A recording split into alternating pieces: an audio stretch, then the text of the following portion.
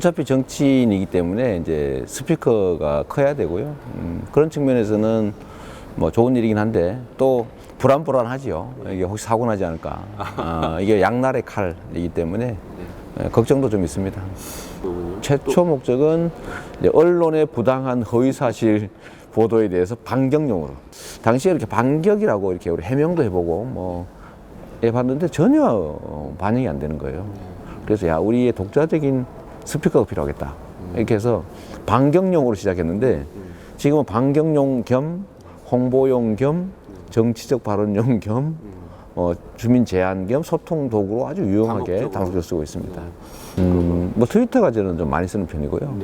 근데 트위터는 휘발성이 강하니까 좀 이렇게 좀 내용이 필요한 컨텐츠가 필요한 거는 페이스북으로 쓰고 또 이렇게 약간 이게 정서적 교감이나 재미로 이렇게 교류하는 거는 이제 카카오 스토리 채널 뭐 이런 거 해서 쓰고 있습니다. 그러니까 플랫폼별로 다른 다 다른 성격으로 용어는 그렇습니다. 상호 보완하기도 하고요.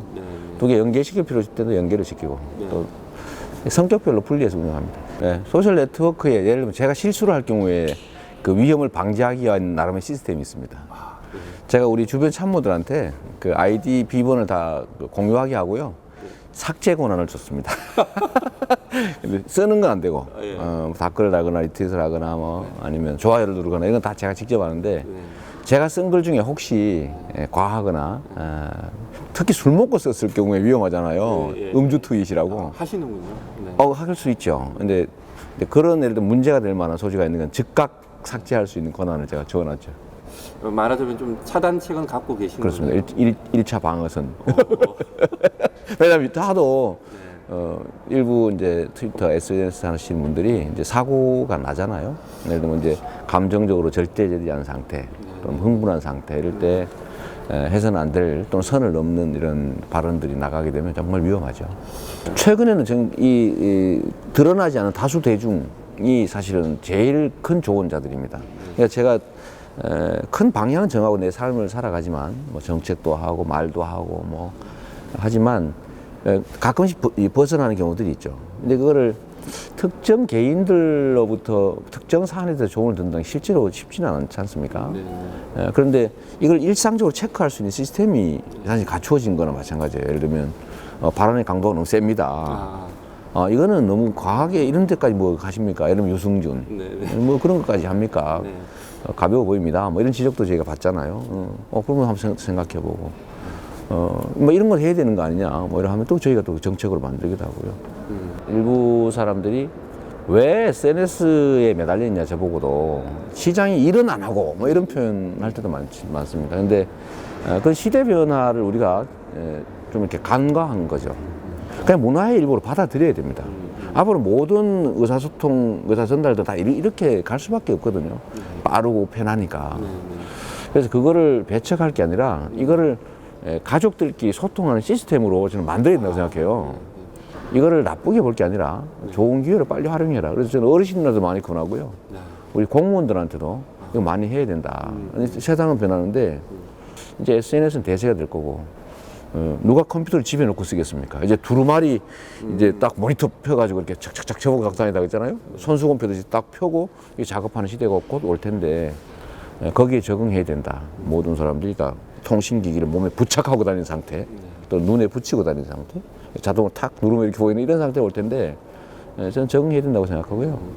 좀 다 잘 활용하면 더 많은 소통, 더 많은 공감, 더 많은 교감을 할 수 있는 좋은 도구다. 저는 그렇게 생각합니다. 저는 집사람 생각나죠. 왜요? 뭐 빚을 많이 지셨나요? 아니요, 그런 건 아니고 이제 제일 편안하니까요. 털어놓는 상대방이시죠. 그렇습니다. 뭐 저는 다 털어놓으니까요. 사회적인 문제, 뭐 정치적인 문제 이런 것도 다 털어놓고. 그럴 때마다 좀 비판을 하는 쪽이신가요? 아니면 뭐 따뜻히 껴안아 주시는 경우에 따라 좀 다르게 다 다르죠. 그 뭐 제가 인상 쓰고 되게 힘들어하면 말 안 하고 근데 그게 아니면 이제 많이 반격당하고 그렇긴 하죠. 혹시 부인께서는 우리 시장님의 정치적 활동이랄지 소셜 활동에 대해서 어떤 말씀을 주로 해주십니까? 하지 말라고 그러죠. 일단 정치라고 하는 걸 안 했으면 좋다는 생각을 하고 있고요. 너무 괴롭다. 남는 것 없이. 쉽게 말해서 변호사에서 먹고 사는 지장 없이 사생활 침해 안 받고 잘 살았는데 그럼 뭐할로 정치해가지고 사생활도 없어져, 수입도 줄어, 불편하고 시간 없고 뭐 왜 하냐 뭐 이런 생각 하고요. 그다음에 특히 SNS 이거는 그 시간 낭비인데 뭐 쓸데없는 사람들이 하는 그야말로 아주 사소한 얘기까지 그거 다 답글 달고 앉았냐 뭐 이런 지적도 있죠. 왜냐면 시간은 정말 아깝고 뭐 시간이란 어떻게 보면 생명 그 자체인데 왜 그 하루 종일 그 쳐다보고 있느냐 이렇게 뭐 그런 얘기 많이 하죠. 매우 놀라웠습니다. 죽도록 정말 SNS를 하죠. 그 숨어 있는 또는 뭐 흩어진 다수 대중들과 직접 소통하면서 그들과 손잡고 그들과 함께 그들의 꿈을 만들어 가보자. 나도 그들의 한 사람으로서. 근데 이게 너무 빨리 사실은 확산되고 지금 드러난 것 같습니다. 대한민국 국민의 1%가 장관도 아니고 국무총리도 아니고 다선 의원도 아니고 도지사도 아니고 광역시장도 아닌 저 변방의 기초단체장을 대통령 시켜야 되겠다. 이렇게 맘먹을 수 있다는 상황이라는 게 정말 놀라운 상황이거든요. 저도 놀랍기도 하지만 한편 또 두려움도 있고 더 책임감도 커지고 그러나 이거는 내가 생각하고 있는 또는 내가 가고 있는 길이 맞다. 앞으로 세상의 변화는 현장에 있는 다수 시민들 손으로 만들어질 것이다. 또 그렇게 만들어야 진짜 바뀐다. 제가 확신하게 됐습니다.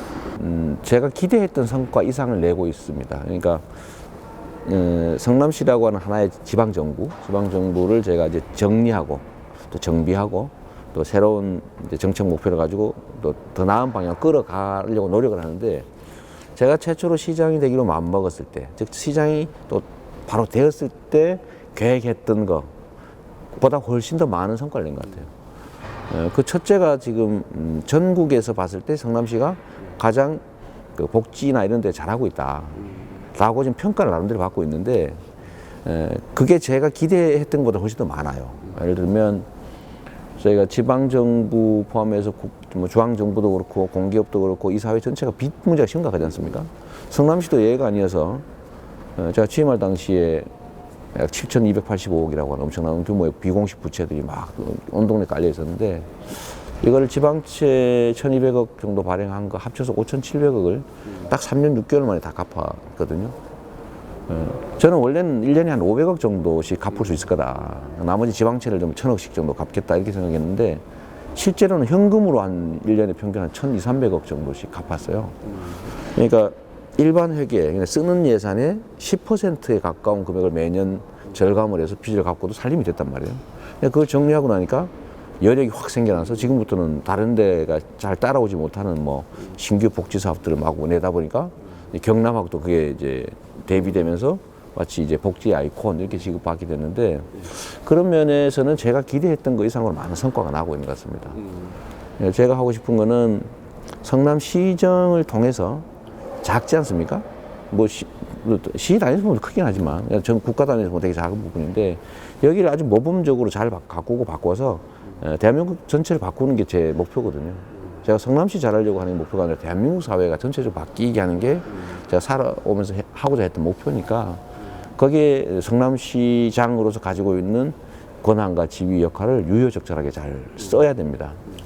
예, 오늘 그 장시간 감사합니다. 네, 네, 고맙습니다. 네. 네.